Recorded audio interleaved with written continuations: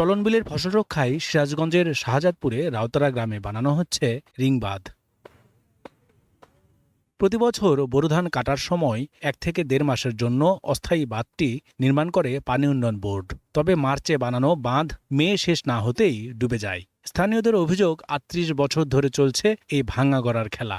কোটি টাকা বাজেট করে কাজ করে আবার ওই বর্ষায় এসে ভেঙে চলে যায়, আবার পরবর্তীতে আবার ওই 3 কোটি টাকায় বাজেট হয়। ফাল্গুন মাসের শেষ কালে শুরু করেছিল, আর এতদিনই তো কাজ শেষ হওয়া যাইবার হইতেছে না। যেটুক করে আমার ধানটা কাটা হয় এই পর্যন্তই, আর ভেঙে গেলে আবার ধান পাইনিও যায়।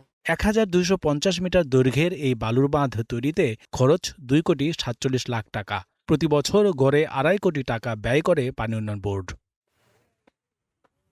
কৃষকের দাবি, স্থায়ী বাঁধ নির্মাণ হলে বিলের 1 ফসলি জমি হতো 2 থেকে 3 ফসলি, বন্ধ হতো সরকারি অর্থ অপচয়। স্থায়ী করা যায় তাহলে সরকারের যে প্রতি বছর এই প্রায় 3 কোটি টাকার মতো প্রতি বছর যে খরচ হয়, এই টাকাটা সরকার মানে সেভ পাইতো। আমরা বাদ থাই বাদ চাই, যাতে কোনো প্রতি বছরে বাদ না দেওয়া লাগে।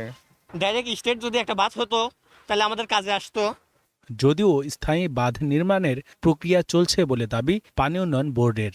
কংক্রিট দিয়ে একটা করার জন্য আমরা একটা স্টাডি রিপোর্ট পাইছি এবং 2টা ডিজাইন লাগে। একটা ডিজাইন আমরা পেয়েছি, আর একটা ডিজাইন আমরা পেলে আমরা বিল সূর্যের উপরে একটা রেগুলেটর, এর ডিজাইনটা পেলে আমরা হয়তো একটা ডিগ্রি সাবমিট করবো। তখন স্থায়ীভাবে কাজ হলে তখন হয়তো এরকম প্রতি বছর আর এত আমরা 1200 মিটার ক্লোজ করি, তখন হয়তো সেটা সামান্য কিছু মেরামত কাজ হলে আমাদের ওইটা রক্ষা করা সম্ভব হবে।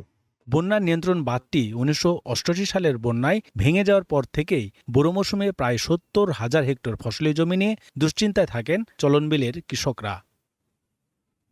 Desk report, star news.